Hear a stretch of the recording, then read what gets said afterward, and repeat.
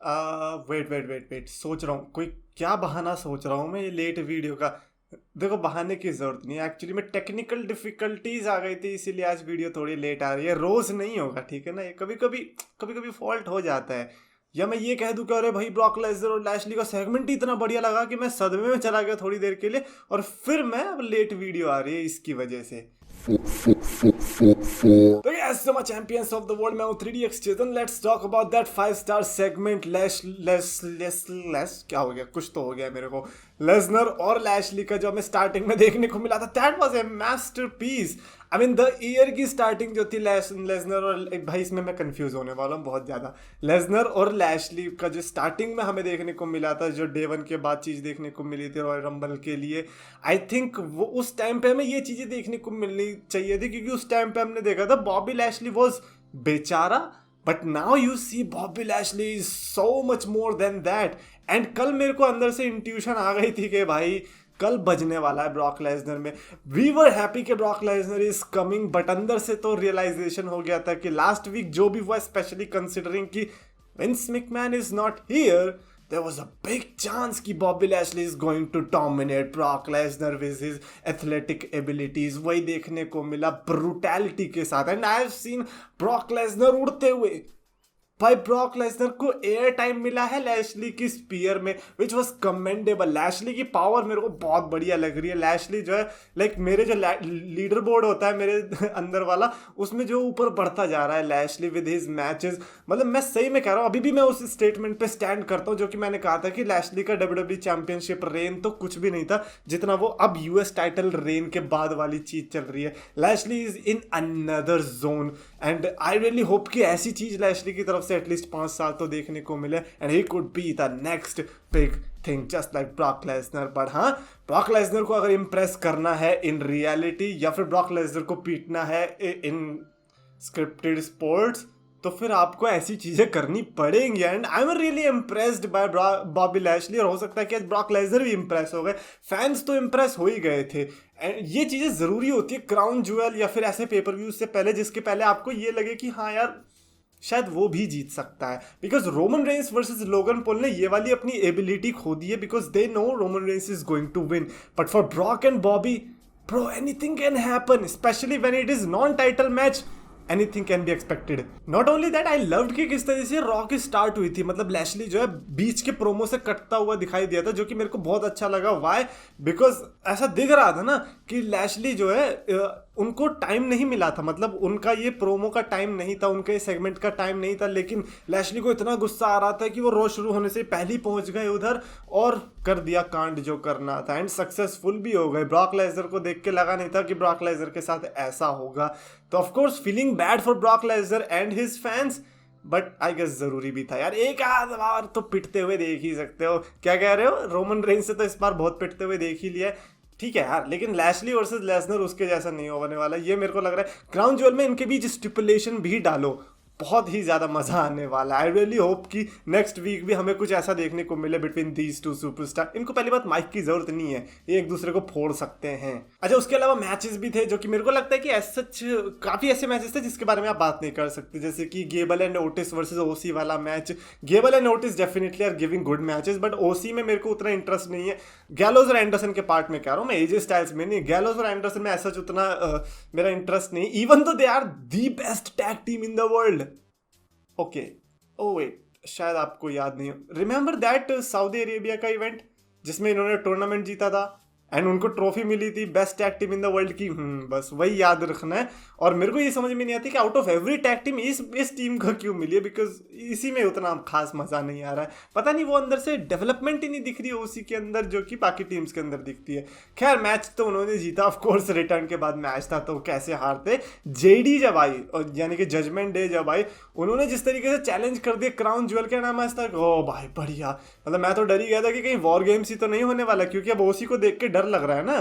क्योंकि अगर ऐसा होता है AJ Styles and Rey Mysterio और कोई दो सुपरस्टार वर्सेस जजमेंट डे, तब ज्यादा अच्छा रहता, बट ओसी है तो I don't want to waste the spot. तो इसीलिए वो जो चीज़ है वो आप क्राउन ज्वेल में खत्म कर दो। एजे स्टाइल्स ने जिस तरह से रिया रिप्ली को मॉमी कहा, दिल टूट गए होंगे काफी लोगों के, ए एजे स्टाइल्स तुम कैसे बोल रहे हो, ये बोलने का हक तो हमारा है, कुछ इस तरीके का रिस्पॉन्स आया होगा।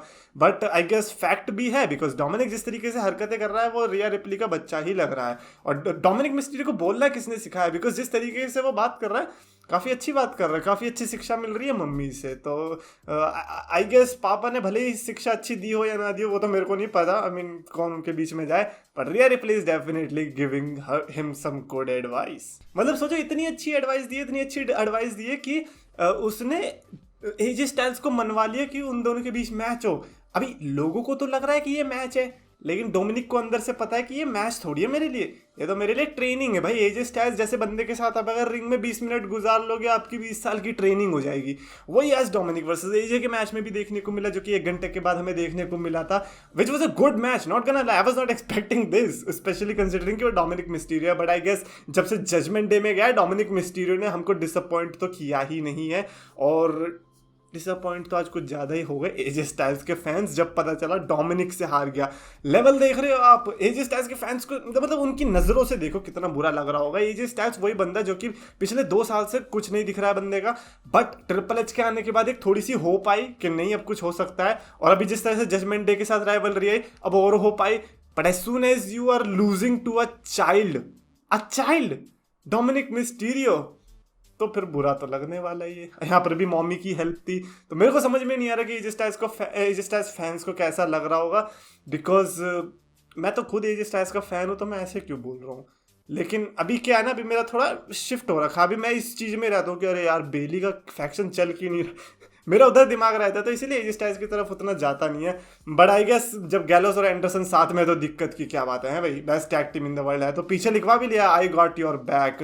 गैलोस और एंडरसन भाई तुम्हें तो कुछ दबा के करना ही पड़ेगा, ऐसे काम चलने वाला है नहीं। एंड आई लाइक किस तरह से फिन बैलर ने, भाई फिन बैलर गैलोस और एंडरसन आमने सामने, भाई किसने सोचा होगा कभी बुलेट क्लब के जमाने से कि एक ऐसा भी दिन आएगा जब एजे स्टाइल्स और ये लोग होंगे सामने Finn Balor, that is insane. Seth Rollins की रेड हॉट एंट्रेंस देखने को मिली, ही वाज लुकिंग फायर, और आई वाज एक्सपेक्टिंग कि रिडल आएगा बिकॉज उनके बीच ही मैच था, बट मुस्तफा अली आया भाई। पहली बात तो चश्मे को 5 स्टार 2 बंदे गए हैं, सेथ रॉलिंस भाई क्या ही गिमिक लेके आते हो हमेशा से, बट मुस्तफा अली ने जिस तरीके से अटैक किया सेथ रॉलिंस को with his words of course, क्योंकि मेन जो फिजिकल अटैक था वो तो सेथ रॉलिंस ने किया। सेथ रॉलिंस को ये किया रिडल के साथ अकेले के लिए राइवलरी करके मजा नहीं आ रहा है, थोड़ा मुस्तफा अली के साथ भी करता हूँ। मुस्तफा अली को तो लिटरली फोड़ के रख दिया, एंड आई एम लाइक भाई पता चल गया हमें रिजल्ट यही होने वाला है रिडल के मैच में, या तो उसके बाद मुस्तफा अली आएगा फिर अटैक करने के लिए। तो ये जो बीच का जो सेगमेंट था सेथ रॉलिंस की तरफ से, यहाँ पर मेरे को उसके प्रोमो से पता एक चीज पता चली, that we might be on the start of something huge. Like जिस तरीके का जॉन सीना का रन बताया जाता है 2015 वाला यूएस चैंपियनशिप वाला, मेरे को लगता है कि उसी टाइप का कोई आइकॉनिक रन अब स्टार्ट हो चुका है सेथ रॉलिंस का, बिकॉज बहुत ही अच्छा फर्स्ट डे था आज, क्योंकि जो मैच हमें देखने को मिला दैट वाज इनसेन। बट खैर उसके अलावा जैसे डैमेज कंट्रोल का भी मैच देखने को मिला था against Bianca Belair and Candice LeRae, not that great of a deal, but Dakota Kai and Iyo Sky ने हरा दिया बियांका बेलेर की टीम। Bianca Belair if she is on a losing side वो ऑलरेडी बिग डील है। Dakota Kai घर पे जाके क्या बोल रही है, बेली क्या बे हमारी लीडर बनती है, हमने तो हरा दिया बियांका को, तुम कब हराओगी। भाई ये बहुत बुरा लग रहा होगा अगर बैक स्टेज में अगर हो रहा होगा ये चीज़, तो आई रियली होप कि बेली जो है अंदर से स्ट्रॉन्ग रहे। हो सकता है बेचारी सोच भी नहीं रही होगी, मैंने और आइडिया दे दिया कि नहीं नहीं तुम ऐसे टीज भी कर सकते हो बेली को।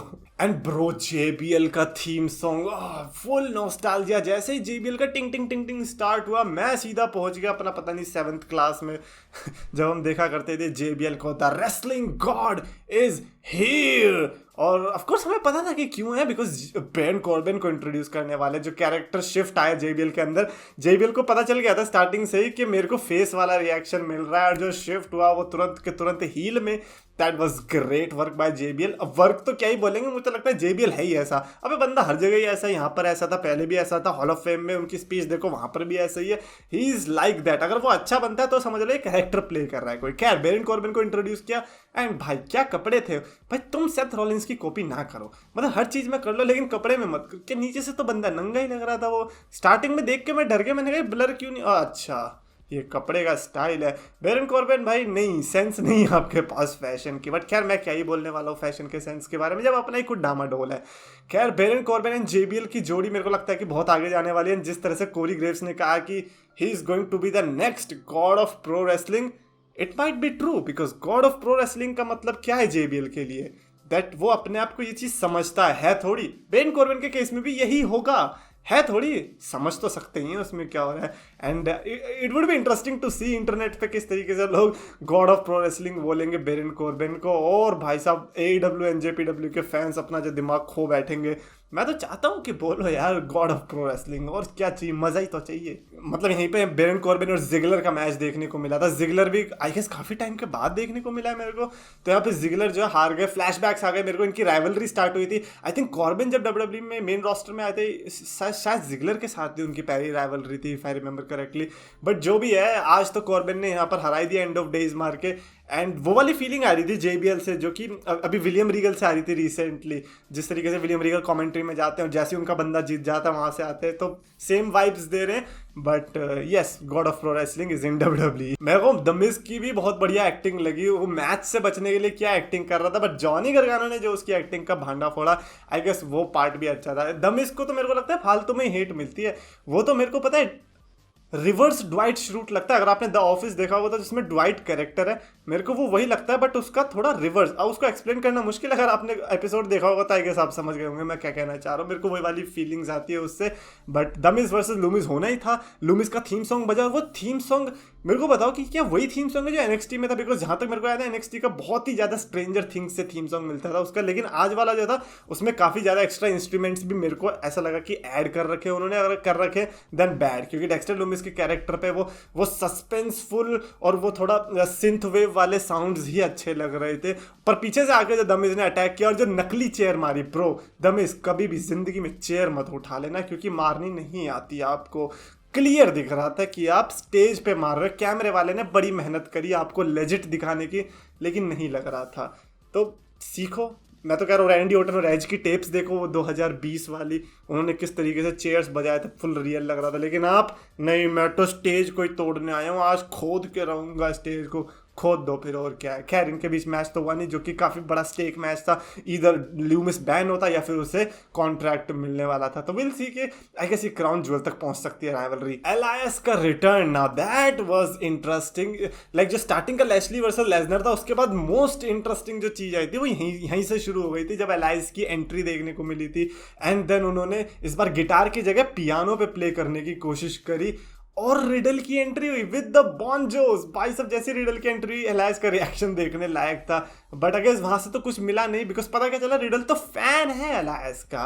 मतलब रिडल बेसिकली जिसके साथ राइवलरी नहीं चल रही है उसका फैन है। तो अभी सेथ रॉलिंस के अलावा वो सबका फैन है। जैसे ब्रॉक लेसनर के साथ राइवलरी होगी तो ब्रॉक लेसनर को छोड़ के सबका फैन बन जाएगा, इवन सेथ रॉलिंस का भी। तो रिडल का ये बहुत बढ़िया कैरेक्टर है। मेरे को लगता है कि यार ये काफी मासेस में अपील करता है, क्योंकि अब क्या, अगर एलायस के फैन होंगे वो जो 2-4 होंगे, वो भी कहेंगे अबे अच्छा रिडल भी अपनी साइड है, आजा फिर तू भी हमारा फेवरेट है। बट खैर वो तो फ्रंट रो की टिकट मिल गई थी बेचारे रिडल को, तो सेथ रॉलिंस ने इंटरप्ट किया, और जैसे सेथ रॉलिंस ने इंटरप्ट किया वहां मेरी हंसी छूट गई, क्योंकि फिर एलायस की जो है फट गई कि भाई क्या है, गाने दोगे या नहीं दो। क्योंकि एक वर्ड एलायस के मुंह से आज नहीं निकल पाया when it comes to the song. At least पता तो चलता कि उस सिटी के लिए लिखा क्या था। अच्छा हुआ नहीं हुआ, क्योंकि बंदा तो अच्छा बिहेव कर रहा है, लेकिन गाना तो उसने बुरा ही लिखा होगा शहर के बारे में। जैसे JBL ने बोला था बुरा बुरा, वैसे ही एलायस ने भी बोला होगा, पक्की बात है। तो अच्छा हुआ परफॉर्म करने का मौका नहीं मिला। रिडल वर्सेस रॉलिंस वहां से स्टार्ट होता है, जो कि of course match of the night था, US चैंपियनशिप के लिए मैच था। Riddle 2 time United states champion बनने निकले थे, जो कि मेरे को लगा था कि इम्पॉसिबल टास्क है, कंसिडरिंग कि रॉलिंस कितना अपने, मेरे को ऐसा लगता है 4-5 रेडबुल घटका ली होगी आज सेथ रॉलिंस ने, जिस तरीके से वो प्रोमो में काम कर रहा था, मुस्ताफा अली को अटैक किया था, एंड देन जिस एनर्जी के साथ उसने एंट्रेंस ली थी मेन इवेंट में, and the way he was fighting in the main event, it was pretty much clear कि सेथ रॉलिंस ही जीतने वाला है। अब मैं ये भी नहीं कहूंगा कि एलायस की वजह से कुछ हुआ और सेथ रॉलिंस ने जीता। I think it was inevitable कि सेथ रॉलिंस यहाँ पे टाइटल रिटेन रखने वाले। बट उसके बाद जो हुआ, जिस तरीके से अली ने अटैक किया, now that was interesting because Triple H is making big moves, not in terms of business productivity. He is making high risk, maybe high reward moves, because ये अली जैसे बंदे लोग चाहते हैं इन्हें, और अगर एक्चुअली में चाहते हैं और अब जब पुश मिल रहा है then they should be saying him. और अगर अब कंप्लेन आई मुस्तफा अली के लिए, देन समझ लेना लोग दोगले हैं यार। मतलब तुम कहते हो कि अली को मौका मिलना चाहिए और जब मिल रहा है और तुम देखना नहीं चाह रहे तो फिर आपकी गलती है। तो अब मैं इंटरेस्टेड हूँ एक्चुअली में लोगों का रिएक्शन देखने में, now what they are seeing, because अभी के लिए राइवलरी तो भयंकर ही दिख रहे हैं। I mean Seth Rollins can make look anyone good. अगर मैं सेथ रॉलिंस के अगेंस्ट राइवलरी में जाऊंगा वो मेरे को ब्रॉक लेसनर की तरह दिखा देगा। It's easy for guys like Seth Rollins. तो इस राइवलरी में ऐसा कुछ दिक्कत आने वाली नहीं है। मेन ये है कि रिडल का क्या होगा, अब मेरे को ये बताओ, क्योंकि कुछ भी हो रहा है, सेथ रॉलिंस वर्सेस रिडल कैसे भी करके हो जा रहा है, तो क्या रिडल के पास अब कोई डायरेक्शन नहीं है? Because he is one of दो सुपरस्टार्स जिसको मैं एक्चुअली मैं चाहता हूँ कि एक लेंथी रन मिले किसी अच्छी चीज़ के साथ, जैसे कोडी वर्सेस रॉलिंस देखने को मिला था, something like that, even though it is not for the championship, at least something good. So that's what I want. अगर मेरे को आज की रॉ को रेटिंग देनी होगी 5 में से, तो I think I would give a solid 3.75 की star ratings. Starting and ending वो डेफिनेटली ब्यूटिफुल। आपके थॉट्स क्या हैं सेथ रॉलिंस वर्सेस अली से related? Specially I really want to know that, because that was something new कि main event status में पहुंच गया है अली। बिकॉज वी नो इस समय रॉ स्मैकडाउन में मेन इवेंट अगर कुछ है तो वो आईसी टाइटल और यूएस टाइटल हो रही है। पीपीवी स्टेटस बन चुका है अनडिस्प्यूटेड चैंपियनशिप। तो कमेंट्स में लिखकर बताना, और अगर आपको वीडियो पसंद आए तो प्लीज लाइक करो, शेयर करो, चैनल को सब्सक्राइब करो।